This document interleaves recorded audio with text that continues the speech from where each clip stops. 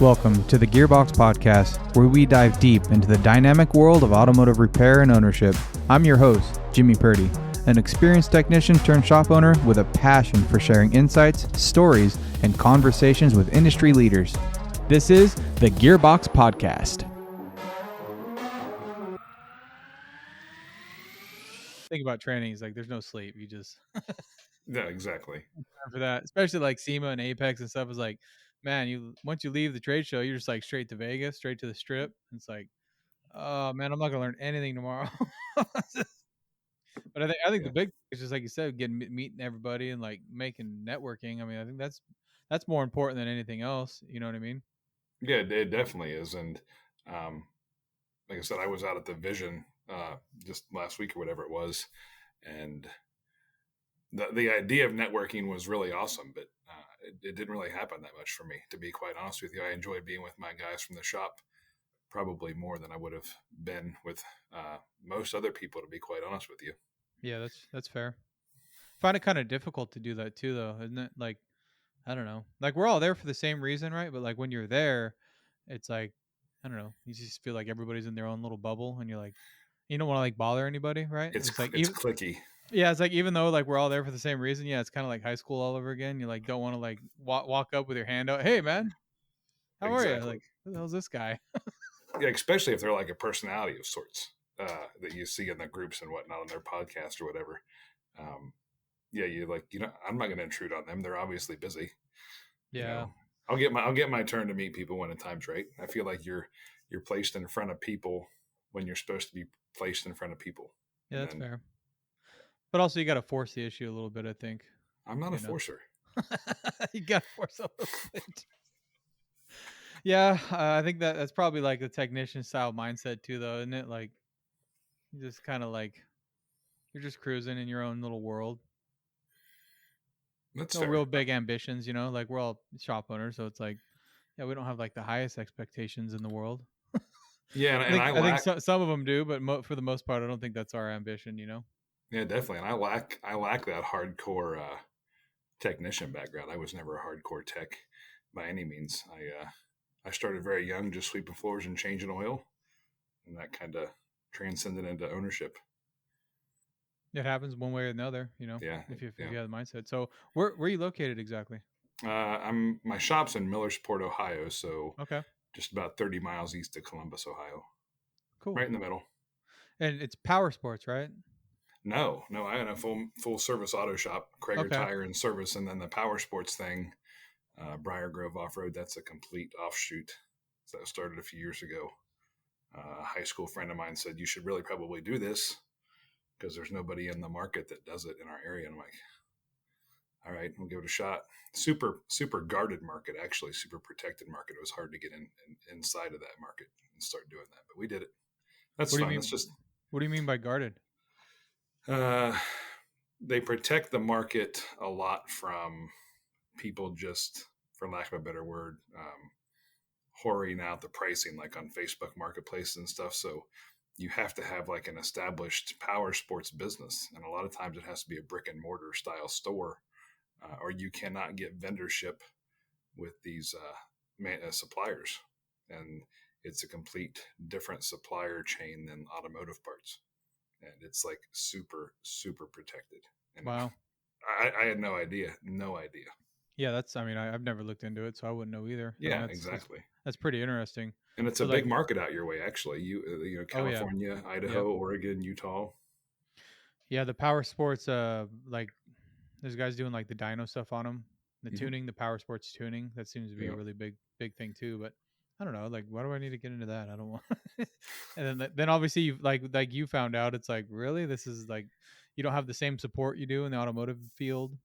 And I mean that's what helps. If it wasn't for that, I don't know where most of us would be without the community and the networking and the stuff that we build up. I mean, to just try to do it all on your own from start to finish, as far as like living your life running an auto shop, man, I just no wonder why those old guys were so cranky all the time. Oh, no you know doubt, no doubt.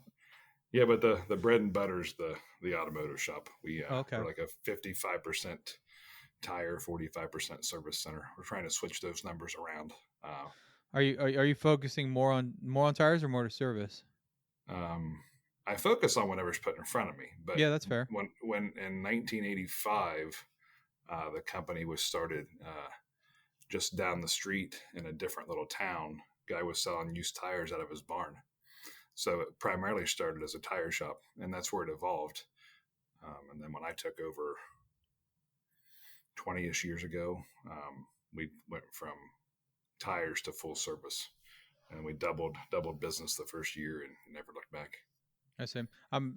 Tires interest me in the fact of I've never done them before, and it Yeah, seems like a good idea.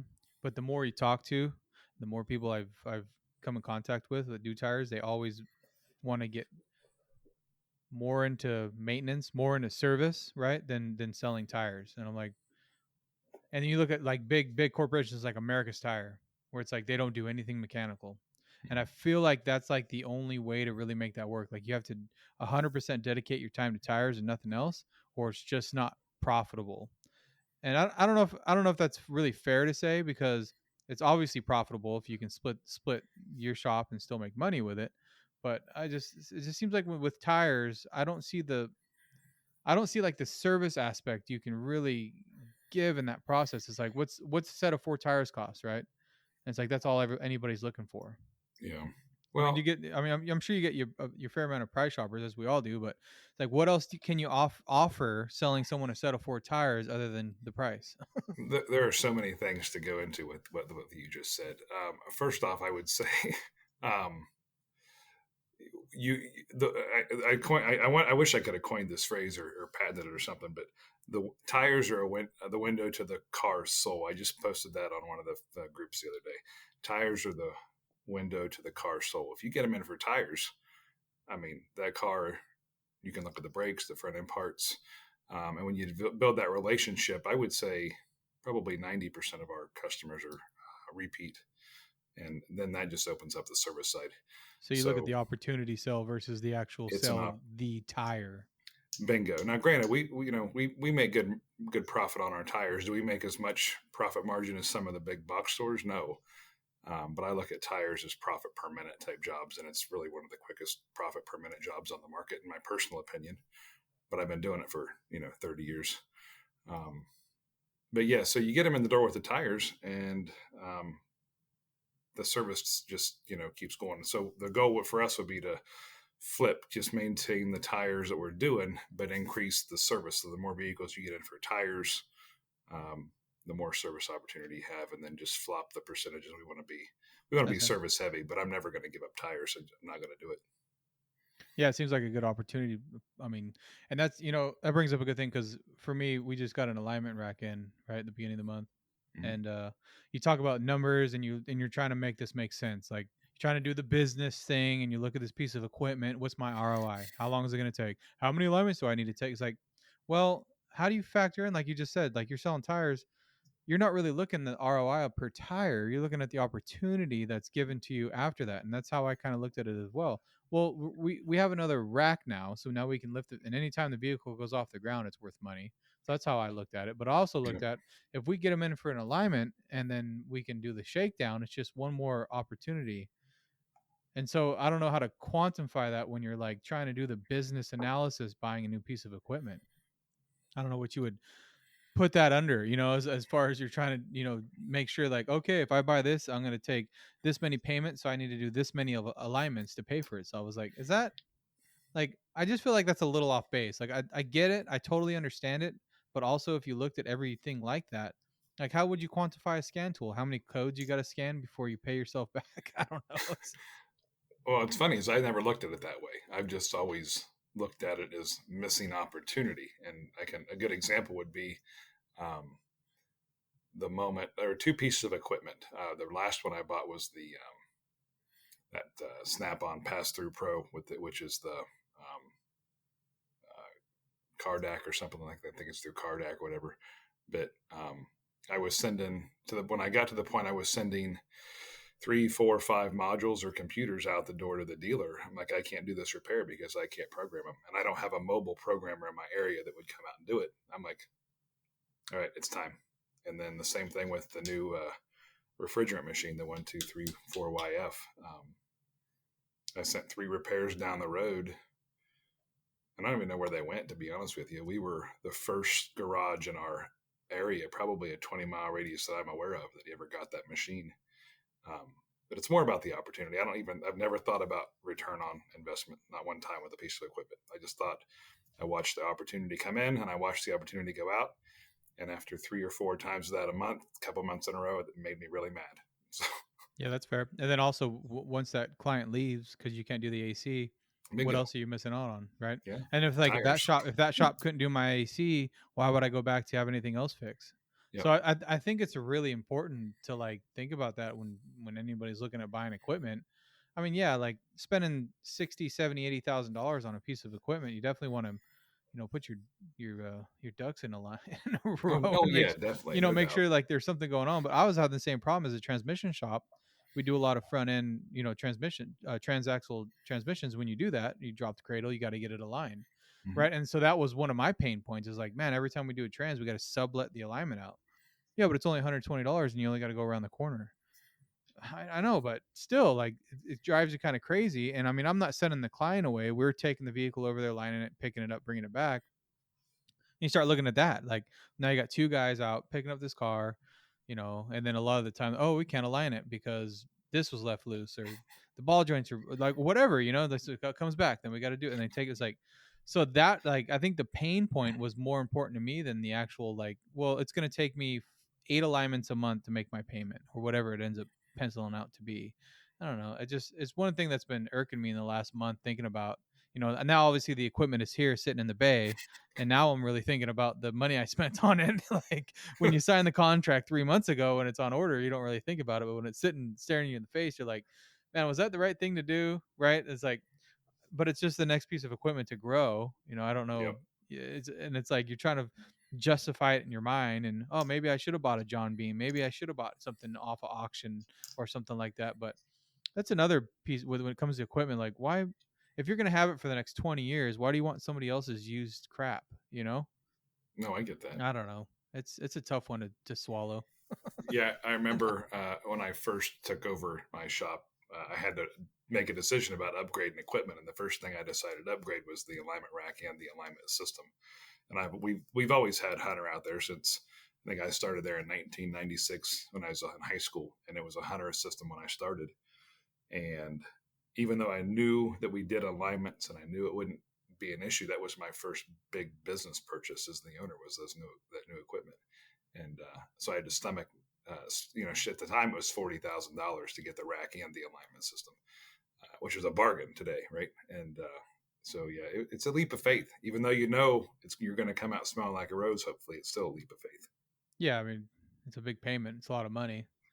And then it's like, what else can I get with that money, right? It's like, well, no.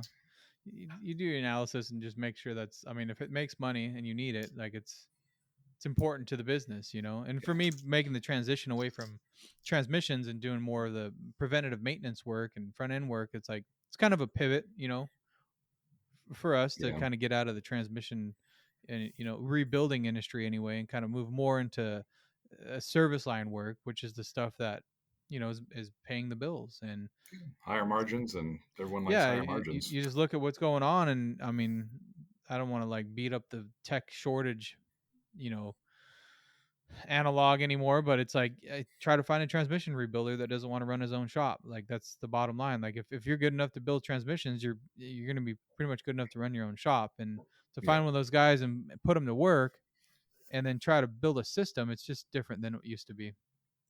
Well, I think I was listening to one of your shows the other day, and you were talking about um, rebuilding transmissions now versus replacing them, and a lot of them, I think you mentioned a lot of them are more replacing versus rebuilding.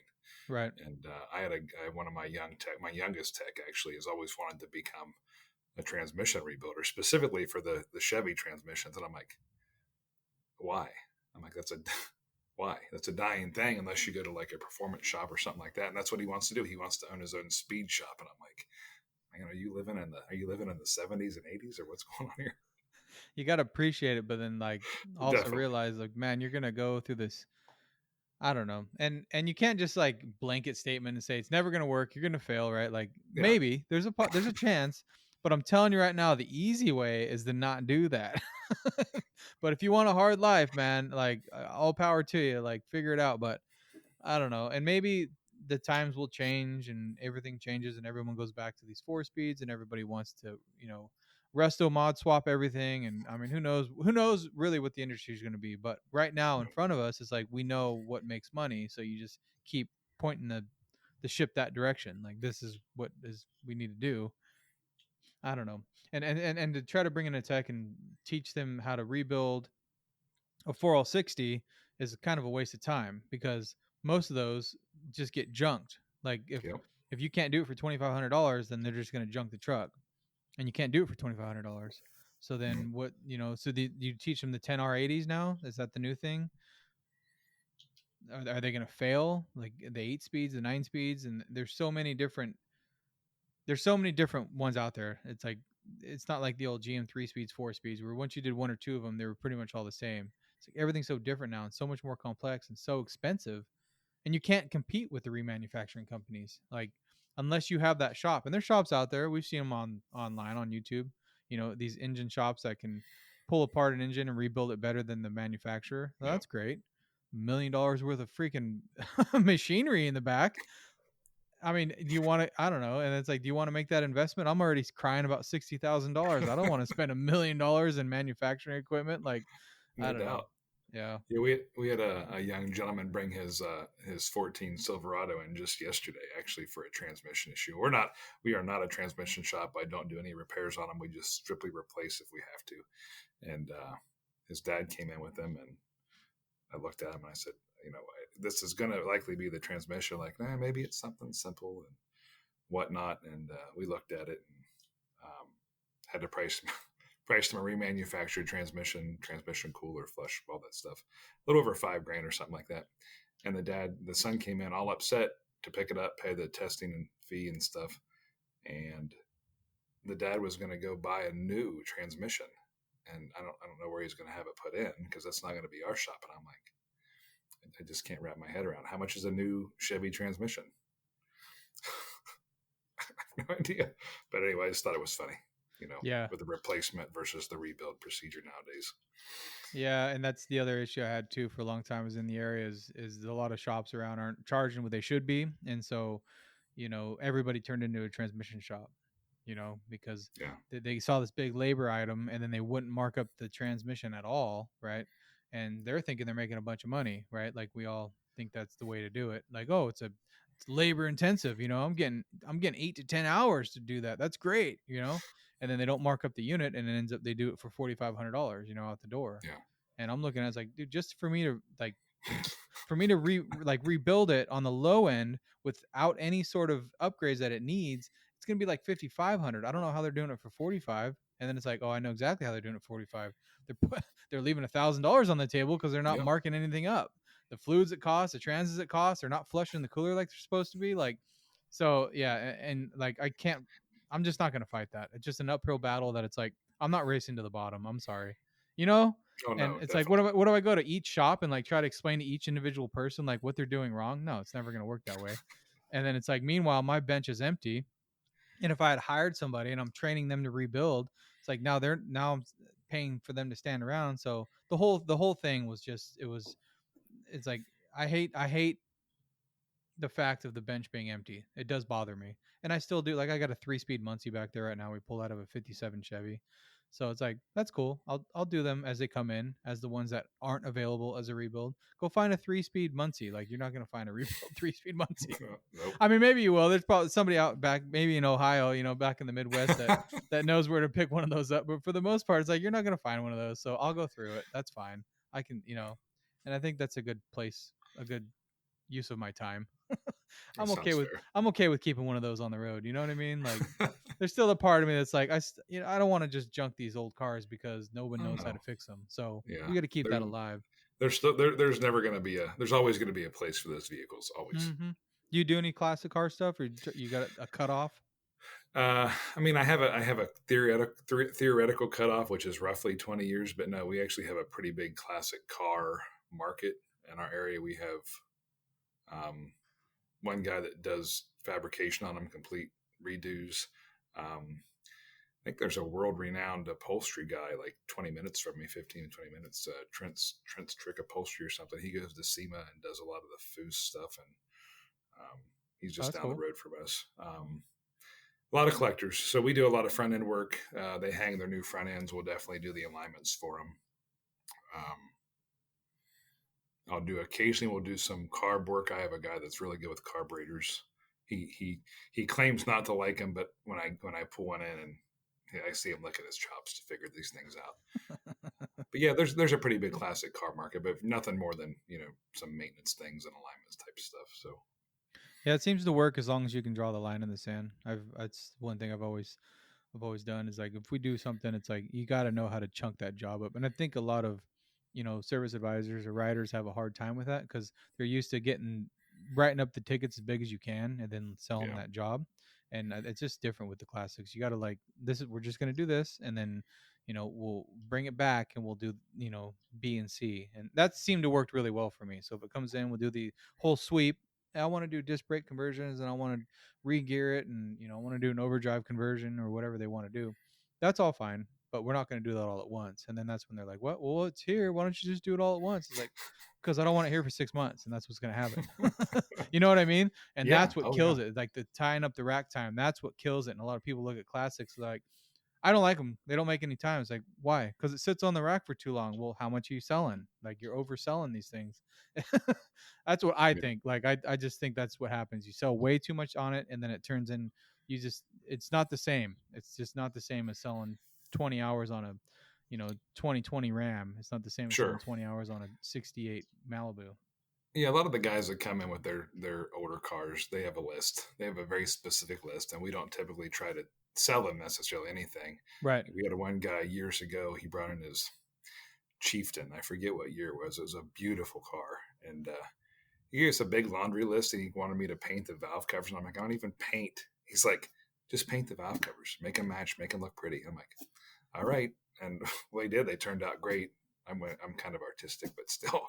But yeah, they bring in a list, and we get the list done, and it's typically time and materials type thing. It's no special discount. They pay us for it. Right. Yeah. That's the thing. You got to charge for it. Like it's the only way Yeah. it works. It's I don't have a problem with it. I hear a lot of moaning about them, and a lot of people are like, "Oh, my problem, I'm not making money is because I get all these stupid old cars." And I was like, "Well, then just say no, or just freaking charge what you got to charge." Like, I don't know. It's Well, a pain point for a lot. people are scared to say no, and I learned that. I mean, I had trouble saying no. Even up to 10, 12 years ago, I just wouldn't say no. But at the same time, I don't feel like we were as busy as we could have been. And now that we're nearing a plateau in our particular building, I'm very selective. I have no problem pulling that no trigger right now. Nope, not doing Yeah, that. I think it's important to start that from like even if you're not busy though. Like, I I agree. don't know. I It's just missed the boat on it until I was on a comfort zone. well, it's pretty hard when you don't have the phone's not ringing. There's nothing in the bays, right? Exactly. But it's Just like bring it in. We'll how do it. many times does that happen? And then you pull something in you shouldn't, and then the next day the phones are ringing off the hook, and you're too busy trying to figure out a damn Volvo or something stupid that you don't even need Yeah. to be working on, and Yeah. As you I have a recall, it was at least 131 times. that you can count, huh? But I remember, yeah. So you mentioned in your background you didn't start as like a real heavy tech. I mean, No. so have you did you ever were you on the floor for a period of time, or how Yeah, did it yeah, all brief. start? So how it all started, I'll give you the quick story. Uh, I started in my senior year in high school after I came back from a big group trip to Myrtle Beach or something like that. My mom had went to work for this garage after her and my dad got divorced, and she just got me. She's like, "Hey, you want to come start sweeping floors and changing oil and stuff?" And I'm like, "Sure." So that's how it started, and that turned into learning. We're in a big agricultural area, so obviously I learned tires right up front. Learned agricultural tires, going on service calls, doing tractor tire repairs, things like that. But ultimately, I became really good with people. I've always been good with people, but the people in the community liked me. The owner liked me. He saw that I took care of his business, and I took care of his people like they were my people. And there was a time with my first wife when we wanted to get married. I went to him and I said, "Listen, I want to get married, and I feel like I need to go into the bigger ocean and make more money." And he's like, "You got to do what you got to do." And at that point, I was already kind of running the shop for him. And I went away for 3 years, roughly 3 years, just under. Um, him and my mom pretty much ran the company out of business. And I was out helping him on a Saturday do some things, him and my mom. And he said, "Hey, I want to sell, and you're the only person I would trust to buy my business." I'm like, "Well, let me talk to my wife." And I'm like, "We're doing this, honey. There's really isn't a discussion. We're going to do this." And that's how it happened. And then pretty much it. Cut two, All huh? she wrote. Cut two. Here you are. Yeah, got two. What? Here I am. So what was your driving force to make that decision or like push forward? Like, was it? I mean, obviously we want to make money, but it sounds like the shop wasn't in the best situation. So like coming into it and like obviously buying something that is supposedly a business and you're supposed to be making money, but you're obviously Yeah, gonna have to be an owner operator. I mean, I've made the mistake. I think most of us make that mistake of like sure. buying a business because you just want to be the owner instead of looking at it as like a transactional thing. But So the big driving force for me was I'd already been there, right? So I saw how well the business could, and I saw the potential already. And so he started the business in 1985. So good, bad, or indifferent, that name, the Krager Tire name, had been in the community for so long, and everybody knew it. And it was just really it was a no brainer. And the I knew I would make it successful. I knew it would make money. Bottom line, my mom actually told me if I didn't do it, I was stupid because it was a cash cow. She called it a cash cow. so mom had your back. That was probably the big Yeah, one. mom gave me. She's like, you should do this. He wants out. I want to stop. And ultimately, I ended up firing my mother before she quit. God love her. Well, that'll make for an But interesting dinner conversation, huh? yeah, right. And but that's what it was. She just like, "Dan, it's a cash cow. Don't don't look back. Just take it." She's like, "You've been here for years before. Just come back and fix it." And I came back and fixed it. It's been beautiful, really. What was I mean that's a what's the word for it? It's interesting to think about that because it just relates. Like you buy something and you have this chip on your shoulder to fix it, right? Like I'm Yeah. gonna fix it, and like it just relates so much. And what was the biggest pain point that you can remember, like when you first stepped in and like changing processes, and like what was that big thing that you saw that really changed how it was that actually made it a cash cow? Like because obviously you saw there was some things that were being missed, some things that were being losses. So there were two things. One, I had to get um, the former owner, Dave. He's a very proud man. That's his legacy. It's got his name on the building, right? And it still does because I bought the business name. To this day, he's because he rents the little building down at the bottom of the property. He sold. They split the property and they sold the bottom half to a farmer. So he rents that down office for he does trucking and stuff like that out of there. But to this day, he comes up to the shop and which is fine. I love him to pieces. He's like a second dad to me. But he'll make comments like, "We need to do this," or "We need to do that." And he's referring to us as a company, right? So Dave never could let go. He still doesn't let go to this day, even though he doesn't own it. So I had to get him out of the mix. And I had to come in, and my mom actually got on me. She's like, "You're treating this like a hostile takeover." And I said, "I have to." I said, "He's no longer the face of this business. I have to be the face of this business." I had to kind of run him out in a not so nice way. I wasn't mean to him, but I was just kind of like, "Matter of fact, this you can't do this anymore. You have to leave." But the other thing was when we switched to full service. That first year, I hired as good as I could at the time. And he was my Sam was his name, and he was an ex-aircraft mechanic, very smart guy, and he was just able to help me take it to a next level. So we went from like 400 and some thousand to nearly 900,000 the next year. That was just The year. adding service to it. Yeah. Because it sounds like it was just strictly tires before then. It was tires and like some brakes and oil changes, and they still were doing alignments and front end work. Okay. But Just light service and not yeah, really. yeah, Yeah. Sam was there to help with the drivability, stuff like that. So how do you like? That's such a fine, delicate situation, right? And you're trying to like push them out. Dude, How did you manage that? Like how like because obviously you don't want to have bad blood, and especially because it's a family kind of deal, right? And um, then but also like he's gonna be. You still want his goodwill. I mean, right? Because you buy the business, you yeah, buy his goodwill, so you don't want him like, oh, this kid doesn't know what he's doing. yeah, He's doing all the right stuff. You don't want him bad mouthing your yes. business now. So the scary thing for me was I actually bought the company effectively on land contract. So the first contract was a 5 year um, lease, effectively, and after the 5 years, the business was mine, and then I still continued to pay rent. I had 5 year contracts until he decided to sell the property to me itself, which we just concluded last year. Um, but I was always concerned. I'm like, what if I make him mad and there's some clause in there I didn't see, and he would like not renew my contract, and I'd own a business, but I'd have no garage to operate out of, and something like that. So that was kind of scary. But ultimately, it came down to I had to put myself, because he was still interacting with the customers, and they would come in looking for him.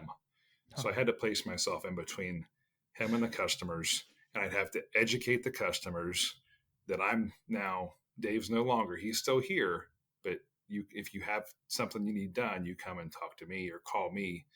And dude, that is so relatable. Oh my god. is it really? Oh, it's amazing. It's and not just from like you to me, but I've got multiple shops in the area that's gone through. I've talked to multiple people that have had that same sort of experience, and it's just you feel like you're on your own and you're the only one dealing with it, but it's not. And it's like it's amazing because it's exactly like I didn't have it to a point where I felt like I was scared I was going to lose my lease or anything like that by any means, but just having the clients come in looking for somebody else and just trying to navigate that the best way you can without saying, for the 10th time today, he's not here, right? Like and Oh, so but also you don't want to lose the sale by saying, well, he's not here anymore at all, and like, okay, we'll see you later. So you're trying to capture that sale, but also lead them in the direction that they're not there for him anymore. It's like it's so hard. It's it, so it hard. it's so funny because today, some people have, because he would haul. He had, like I said, he had a trucking. He worked at the Columbus Dispatch, and so he was a press operator there. He owned a trucking company. He hauled grain for the local farmers and gravel, and he had the tire shop. Right, so um, people still look for him today. Right, they need gravel hauled, and they just have they don't have his personal cell phone number. So they'll call the shop number. And they're like, it's David Krager there. And I'm like, you missed him by 20 years. He's no longer here. And then I find out what they need, and I'll pass along his personal cell phone number if it's like a trucking thing or something. Um, yeah, but at the end of the day, after a few years went by. And he would try to sell tires too, because he still had his vendor's license. So he would still try to sell tires to the farmers. And oh my God, I had to call his attorney on that one. But I had to sit him down. I just said, Dave, you sold me the business. Um, you have to be gone. I have to protect my livelihood. You did this. You did a great job at it. You came to me and you personally told me that you would want nobody else buying or running your business. And it's time. It's time to put up or shut up. And you just need to stop. And that was what really got to him, and he did. Do you So think it was like a vindictive thing or like just a force of habit? it was a little bit vindictive because of the way I think I came in, and I wouldn't change it for the world because I knew he was very strong-willed, um, and strong personality, and I wouldn't have done it any differently, to be honest with you. But I would say, yeah, he resented it a little bit, Oh, I see. Okay. but it is what it is. Yeah, yeah.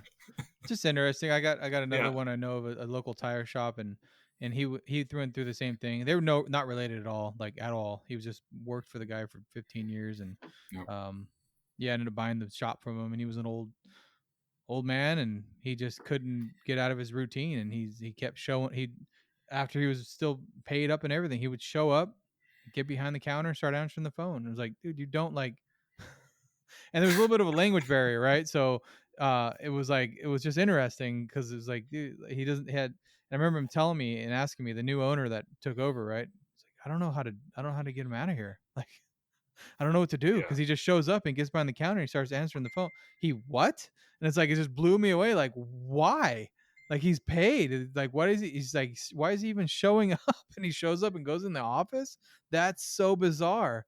And it's like, how? that's bad. Yeah, but it was like it was more of just trying to keep the business going, I guess. And without him there, it was gonna fail. I don't know. The guy was he's an older gentleman, and I think Yeah, he had one too many um I don't know, maybe smoked one too many tires or something like that. I don't know. He wasn't all there. But a good dude either way. He's been in the community a long time, but it's like it was kind of crazy to like see that. And that was 2 years ago. So pretty yeah, recent, but just interesting the selling process, the buying process that everybody goes through. And um yeah, I mean, having to go to his attorney, and I mean that's kind of crazy too, because for me it was a handshake deal, and I think a lot of us kind of go through that, and we just think, oh, we'll just do a handshake deal and I'll take over the lease. And you do an owner goodwill purchase, and you don't have any money in the bank account. And that brings up another point of like opening a shop and needing this reserve of cash. I don't know. I just I feel like if you want it bad enough, you make it happen. And yeah. I didn't have $100,000 in the bank to go open a shop. Like, who does? And if you do, why are you opening a shop? Like, you know what I mean though? Like, yeah, I Yeah, I mean, get it. it's the smart way to go, but it's like if you got that kind of cash capital, like you're gonna go buy a mom and pop auto shop. Like, I feel like I don't know. It's a tough thing for me to swallow, and I think a lot of us have just basically fought and scratched our way from the bottom and made it work. Like, I Sure. don't think there's a lot of us that walked in with, here's your 50 grand to buy your goodwill and your business and your assets, and then I have another 100,000 in the bank account just in case, right? And it's like, and then you have to write up this contract for the business part of it, so you're spending 350, $400,000, and you still have that money in the bank account as a reserve. I don't know. Yeah, my situation was very I was very blessed. Effectively, effectively the business cost me next to nothing to purchase. I didn't have a much money in the bank at all. I was married and worked for a smaller box store based out of Cincinnati and Ohio, in the Ohio markets, and at some point after I took over or bought that place, one of my customers said, "Hey, I got a real estate opportunity for you in Columbus." And I'm like, "Really? What is it?" He's like, "It was a transmission shop." I'm like, "Okay." He's like, "I'll rent it to you." I'm like, "All right, let's do this." I had zero money in the bank. So you talk about starting a business with zero money. Yeah, I'm one of those guys. And 3 months, about 3 months, and I had all kinds of wolves knocking at my door. I was in situational depression. It was disgustingly horrible situation for me to be in. I learned a lot and I grew up fast, and so I had to walk out of the lease. And thankfully, he didn't come after me for anything. And then within 8 or 9 months, I dug myself out of a very large six-figure hole with my vendors, and I never changed that. I don't. I always say I won't change things, bad, good or bad. I'll never change things because they shape who you are, right? But yeah, anyone that thinks they can start a business with zero money, it's not a good idea. You need more than just your smile, for sure. I mean, it helps, but I don't know. At the same time, it's a tough situation because it's just so it's hard to get that kind of cash capital, to begin with, without having some sort of passive income or something going on. And I Yep. mean, and to say like to be blessed really and make it feel like you're maybe the only one. I don't know. Like that's the other thing too. We're all given opportunities, and I think we all kind of not take it for granted, but feel like, um, oh man, I got this opportunity and I screwed it up, right? And it's like, well, we all get opportunities all the time, like, Yep. and it's just about taking advantage of them. I mean, to be That's honest, fair. like, I think to be blunt about it, like, you have to take advantage of those opportunities to the fullest. And if you don't, that's when you kind of screw up. And it's Yep. like you said, I mean, what if you didn't do that transmission shop? Like it's like you just got to go for it and take advantage of the opportunity that's placed in front of you.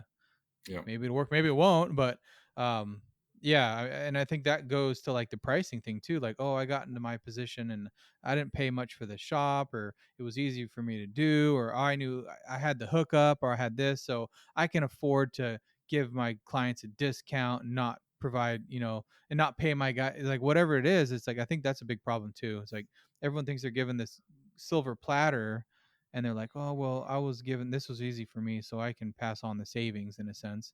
And I don't know, I don't agree with that either. Like No. we all fight pretty hard to get to where we're at. We just need Yeah. to, charge accordingly and make sure that we can get compensated for it. I actually learned a lot from my mom. My mom had no experience in the automotive world. She was a secretary at a eye surgeon when she took that job at the tire shop. And Interesting. yeah, so when I came on and I watched her, so he had a lot of shady people working for him from the standpoint they were stealing from him on some level, money, time, whatever the case may be. So she kind of went in there and cleaned house where she had to. But I watched her over the years.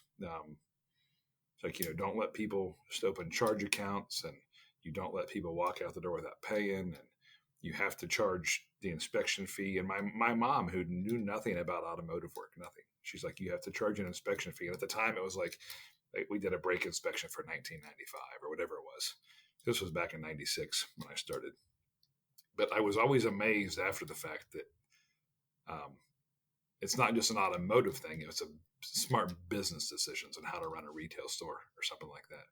And I was always amazed at her ability to do that, although she had no experience in that. Yeah, you're So, right. I mean, it obviously goes, and in all the coaching companies that we all see online and on Facebook, and that's the step one: raise your rates, and then just get paid for your time. mm, And it's like amazing that just having someone hold you accountable to that will make you enough money to pay for these coaching programs. And that's all it is, right? Like, yep, and that's not like all it is, like trying to simplify it, but it's just that. It's just your mom coming in and saying, look, if you just charged for the people that are here and then collected that money, all of a sudden you can pay rent.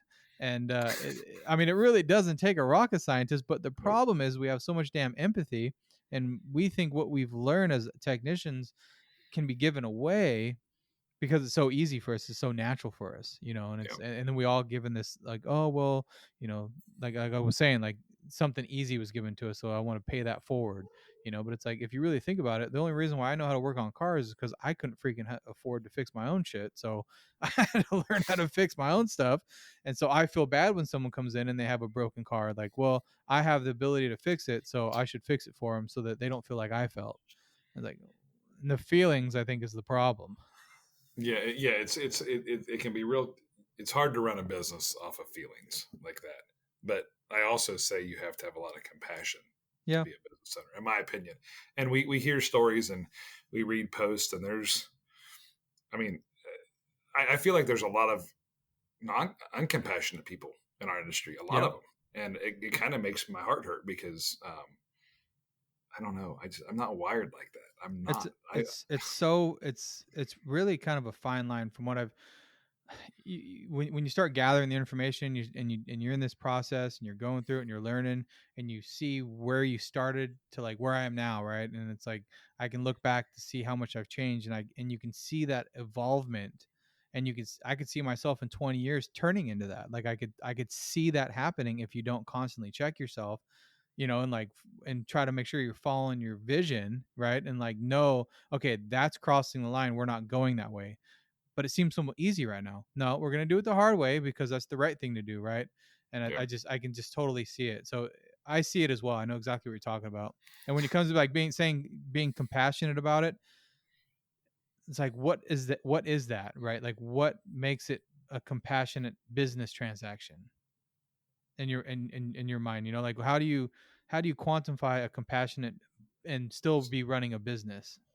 yeah. So for me, and I think a lot, and I say that because I don't talk to a bunch of shop owners. I talk to a few here and there because our market. I feel like our market's very unique, and it's kind of like a cutthroat market, and I don't know why that is. So I don't reach out to a lot of people around me, but the ones I do talk around the country, but like on these Facebook groups that we're both all part of, some of the responses and the comments I'm hearing, they're very matter of fact, and Yeah, blanket I statements. yeah, Go ahead. I feel like they're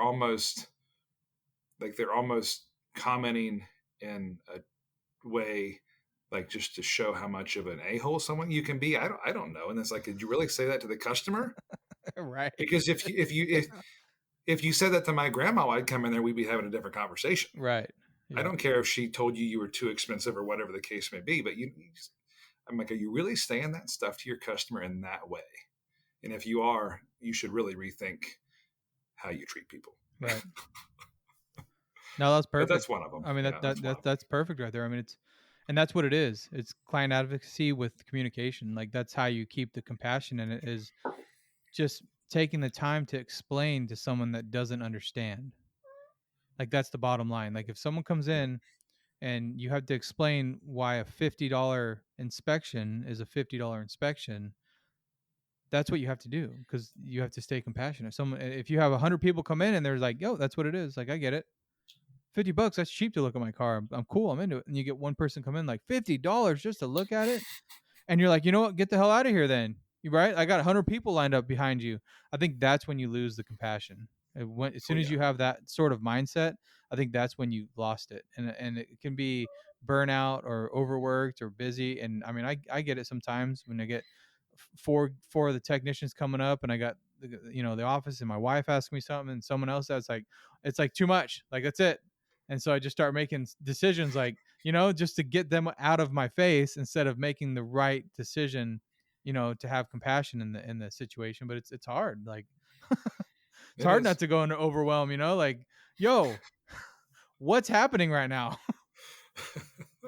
All of you all at the same time, it's like, but that's just how it goes, I guess. I don't know. Like it's just the hardest thing to try to manage is your own mind when it comes. You're sitting there all morning and you're like twiddling your thumbs, like, cool, everything's just going real nice. Then all of a sudden it's like fucking bomb goes off. Like, what just Yeah, happened? the shit show unrolls itself, doesn't Yeah, it? So like someone just turned yeah, the we had fan a on, I guess, huh? we're in our market is we're in a very small community, very eclectic community, and people get mad. Like we get a lady in today. We've looked at her Subaru several times and found an issue with the coolant temp sensor, and it was had a long crank cycle, and we fixed that a couple weeks ago. And I truly feel like this lady's slipping into some sort of dementia. And I've talked to her son about it, and she still thinks that there's just because she doesn't think her 2013 Subaru is like firing on the first ignition hit, right? Um, so she's like the buyer's remorse. She's coming back from time to time. She's like, I just don't think it's starting right. Well, we looked at it again today, and I couldn't replicate her issue, but she came in and she walked. She likes to walk. She walked down with her umbrella, and she's like, "Oh, how much do I owe you?" I said, "Carolyn, are you kidding me? You don't owe me anything." She's like, "No, I got to pay you something." And so we have a lot of that in our community. They expect to pay something for anything, even if you like check air pressures in their tire. They're genuinely insulted a lot of times, or offended if you don't charge them. And that's when the $20, $30 tips show up, free lunches. Some of the people bring us beer after work because they know we like to drink after work from time to time. And it's just so unique. And yeah, it's just an interesting. They want to pay for it, and you just gotta. It is what it is, Huh. type of thing. That is pretty I'm interesting. telling you, man. Time to move to Ohio, I guess. I don't Come know. on. No, don't. The market's too saturated. Don't do Too that. way too saturated. So you're in a small community. You have a lot of shops around you, though. So we're the only one in our community. Okay. There's several. There's still several backyard mechanics, right? Right. Excuse the cat climbing in the curtains back there. But um, yeah, there's actually the town nearest to us is about 12, 13 miles away, saturated. There's a few Ohio shop owners in the groups that are up in Heath. Um, there's one Goodyear store around 9 miles from us, and then the other direction in Lancaster. Oh my lord, there are so many shops. It isn't funny. It's like, how did they even get all supported? For how do they all get the business to stay in business? But in our area, no. The closest quote unquote competitor, and I don't believe I have competitors. I don't think that way. Is about 9 miles from me, and they're a nicer looking Goodyear retail store type thing. Yeah. When you look into the metropolitans and you got these shops that are lined up back to back to back, it blows me away too. But I don't know. You take a look. I mean, take a drive through a neighborhood and realize that every house has Yeah, average of two I to three know. cars, and you're like, okay, I get it. Like, I think sometimes looking at the bigger picture, I do that sometimes too. You get slow and you're like, I guess I fixed all the cars. It's like, Yeah, and Ohio is like the epicenter right now, and so you have Intel coming in, big chip factory coming in, um, just up the road from us. I think it's only like 4 miles from Chris Enright's shop. Um, Microsoft, Google, Amazon's already here. So for the next 8 to 10 years, foreseeably, there's going to be extreme growth in this area. The touristy style lake that I'm right near, they just redid the dam and stuff on that a few years ago, so they're making that a big tourist destination now. So the market is going to explode. So hopefully, some of these shops that I imagine are starving, if they can still hang on and do a good job, they're going to reap the windfalls. But the ones that those of us that have been around and can keep our heads to the grindstone or nose to the grindstone are going to do really well, I think. what do you think the target's going to be as far as the influx? Because I think a lot of other areas are kind of experiencing what you're experiencing, especially outside of California. I think California's is always just naturally growing, and Yeah, it's like as we lose, and not by any means trying to say something negatively about it, but as the low incomes move out, or the ones that sure. it's like we're getting influxes of these huge investing companies, like millions and millions of dollars in this infrastructure that's going in. It's like just blows my mind. And I'm like, well, everyone's got to drive, so it's like it seems like there's this mass exodus, but like in our town, we've just in this year, I think there's been 20,000 homes put in. It's like, what? Wow. I thought everybody's moving out. And not like individual homes. We're talking like condos, townhouses, like stacked on stacked on stacks. Is like, what? So, I mean, I would look to the future and say like, well, what's going to be the target, right? We got EVs coming in, right?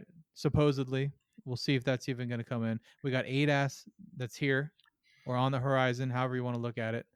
So it's like, what's the target? Like, what do you think the next evolution is going to be if you're gearing up for the next 10 years?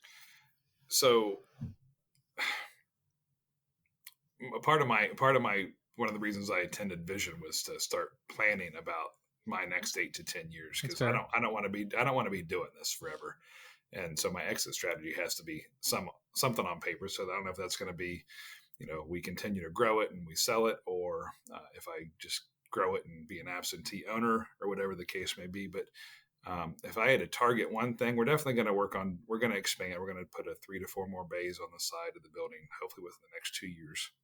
I definitely want to do ADOS. Um, I don't know if I'm going to, I really don't know if I'm going to focus on EV, only because we're so rural. I think there's going to be a little bit of lag on that in our market.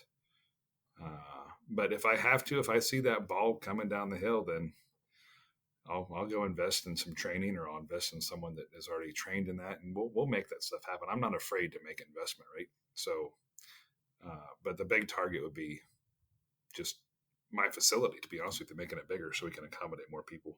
Makes sense. Obviously, it means hiring more staff.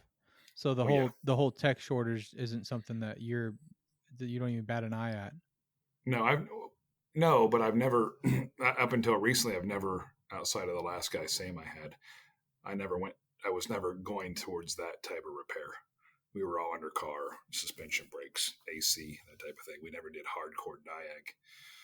But going forward, I was blessed to find a candidate through changing the industry. Some younger, 40-year-old tech made a post about needing a job in Central Ohio, and I was able to get him.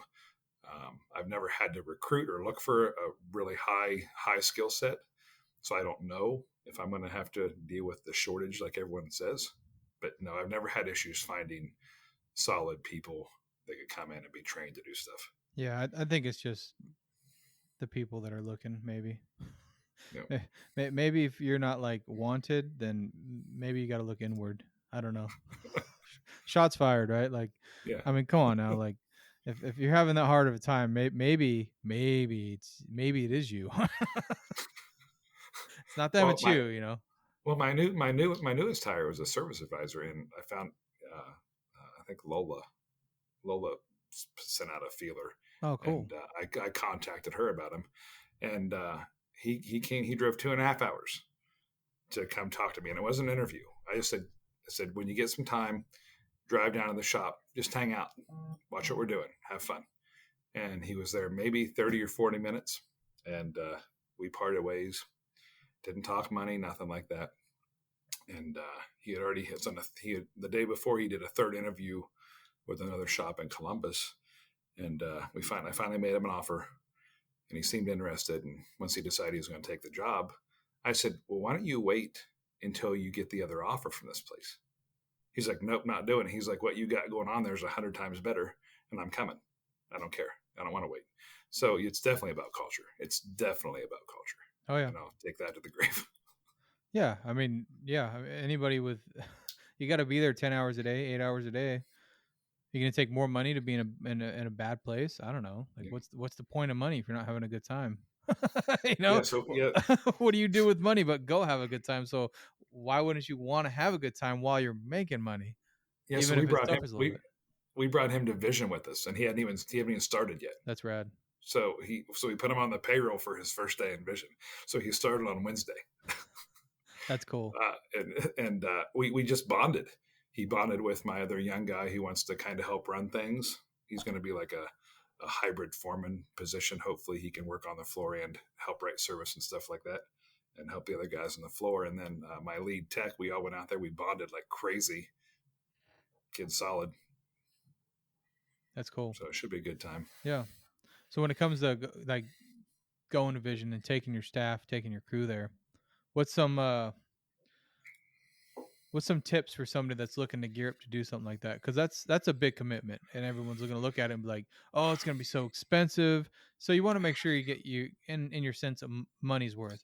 I think obviously bonding is the most important thing. Like if you're just there having a good time, that's worth more than any training that you can find there, right? 100%. Okay, So, in my experience, because this was my first trip to Vision, it was his and another young guy's first trip, and then my new tech. This has been his second trip, and from my personal experience, um, and I'm probably going to make people angry, I was not overly impressed with some of the stuff there. that's fair. You really need to research the instructors before you go. Not that they're bad, but the first day I spent half my first class and then I left. I didn't go back to class on Thursday. Friday was a fantastic day. Friday was the day, the meat and potatoes I went out for. And then Saturday, same thing. Half the morning class, I'm like, I can't do this. So the advice I would give is research the classes and the instructors, but not that you have a bunch of time, because if it's a tech class, so many of those fill up so quickly.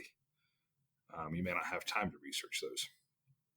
But the management and training, definitely research the instructors and maybe talk to other shop owners that have been, because it was lackluster for me. And I think talking to some other people, because Enright traveled with us because he is pretty much a neighbor practically to us. And he had heard some of the same stuff. He just mentioned that he had heard a lot of people say the same thing about it. Just some of the training just wasn't on point this year. It was kind of, he didn't say this, but I felt like it was almost dumbed down. But I had never experienced their training before, so I don't have anything to compare it to. Yeah. Well, you never know But where anybody's at precisely. in their career, right? Yeah. So yeah, it's I have the same problem when it comes to training, and sometimes you sit through this 2 hour, 3 hour, 4 hour long lecture, for lack of better words, just to get one or two golden nuggets out of it, right? And it's Yeah. like, was that really worth it? Like, did I really need to spend my whole day just to get those two pieces of information? But sometimes it is. Sometimes it's Yeah. those little tips, that the one thing that you hear and you're like, and then that sticks in your business forever. And it's like, okay, that 100% was worth that 4 hours because I'm going to use it for the next 10 years. Sure. But it does come to a point where you're like, okay, I've heard this, I've heard this, I've heard this, I've heard that. But then you get the FOMO and you're like, oh, what am I missing out on? Like, should I get that class? That does sound like what I need. And then you go there and sit in the class, and it's absolutely nothing about what the freaking title of the class was. Like, Oh yeah, exactly. or not relevant, or you know what really really gripes me is when it just turns into a freaking sales presentation. Oh You know, you do this class to learn something, and it's just like this constant dangling the carrot for the next 2 hours of like, well, if you want this, and it's going to be, so we have this package. And if you're really looking to be leader, then you're going to want, and it's like, that drives me absolutely. I cannot stand that. I can't Yeah, stand and being that, sold, for one. And it's like, then I pay to go to a class so they can just freaking sell me. Like, and let's face it, that type of curriculum shouldn't be allowed to be there. Personally, no. But and it's just fed in like, and it's just fed in as like spoonfuls, right? Like, it's like, here's a little bit of tidbits of good information. Like, oh, cool, this is what we want to hear. This is something that's relevant. I understand what he's saying. Well, if you'd like to know how to do that, then you're gonna want to like, oh no, you didn't, man. Like I that yeah, that's the stuff I get up and walk out on. Like I can't stand that stuff. I yeah, don't know, but I mean the classes, yeah, they're there for a reason because there's a lot of people that need it, you know. yep. But yeah, don't be afraid to get up and walk out. I No, think that's no, part of it too. yeah, because I'm just not wired to sit there. I'll fall asleep, and that's just rude. Yeah, it's like I gotta use the bathroom. I'll be right back. I'm not coming And back. yeah, and the breaks are conveniently placed. Why are you taking all your stuff? I gotta go. I gotta go. I can't do this anymore. Yeah, I think there needs to be more of a meetup and more of like a more of a community kind of networking, more events going on there, and I get the classes need to be there because that's the financial side of it, and it's a Sure. business, like they need to make Yep. money. But I just think there needs to be a little bit more of a camaraderie thing going on, and hopefully this year at Apex we can really get a ball rolling, something like that. But I know like ASTE last year, it definitely was pushed more in that direction, which was really nice. It was really about Okay. more meeting people than like just sitting there and listening. Like I don't want to fly across the country to just go sit in a classroom. Like I want to meet the people that I talk to here and talk to on Facebook and talk to, and Sure. and get to know them face to face. And I think that's way more important than anything else when it comes to it. But then again, do you need to spend that kind of money to just go fly to Kansas City to just meet these people? Like I don't know. It's tough.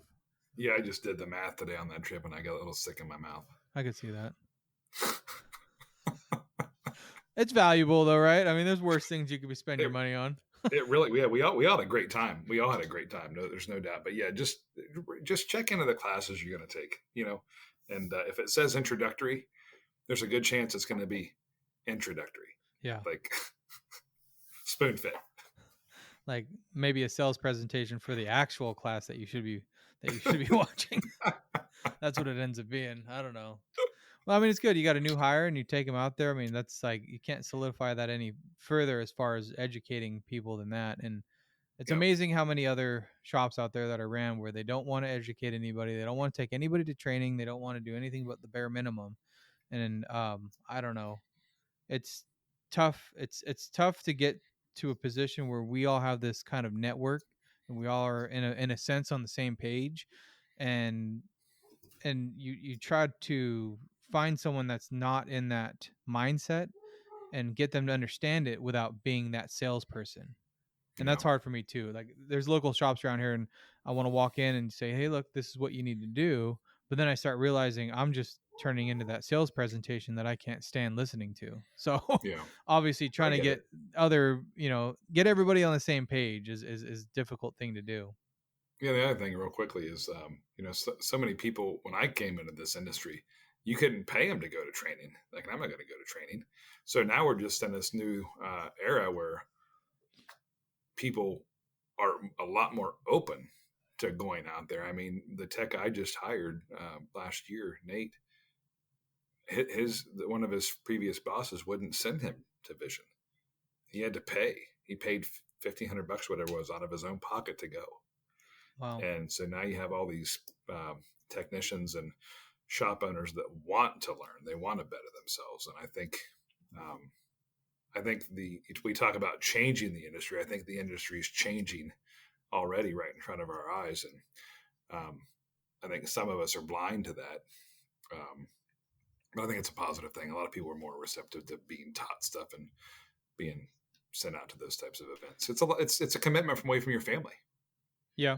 I mean that's Bottom part of it. line, yeah, But the actual thought process behind wanting to train is it's interesting to think of why now. Like, and I see the thought process of technicians that I have in the shop now where they just want to figure it out on their own or they feel like they need to know. Like, and if they don't, then they're failing. And it's like they don't want to Google stuff, they don't want to YouTube stuff, they don't want to be the guy that has to be on the internet to figure things out. And it's like your job is not to know this stuff. Your job is to figure it out. And I don't know if maybe it's the internet now that's like changing people's mindset. Like, oh wow, so I don't have to just naturally know how this stuff works. I can learn it and then apply that. It's an interesting thought because I see that a lot, and sometimes I got to go out there and they're beating their head against the wall on something. I'm like, did you Google it? Did you go on you? No, no. I just wanted to check a few things, bro. You've been at this for like 45 minutes and you haven't you haven't like you haven't done a Google search on it. Like I get it. Like you want to figure it out without help in quotes, but also like why? Like I don't know. Is it cheating? Like I don't see it as cheating. Like you're just using the resources that are out there. Someone's already figured this out. Like just use that resource, verify what they verified, and then make the call. I don't know. It blows me away sometimes. Yeah, and some of those same guys will they don't want to use Google, but they'll use Identifix.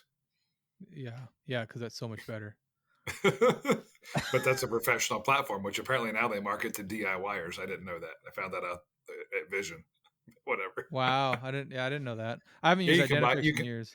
you can buy. Well, All Data does it apparently too, but you can buy Identifix. I think it's $25 or $29 for one car use, Wow. and then you can buy a 3-year subscription to All Data for just like a few dollars a month, and it's the DIY version.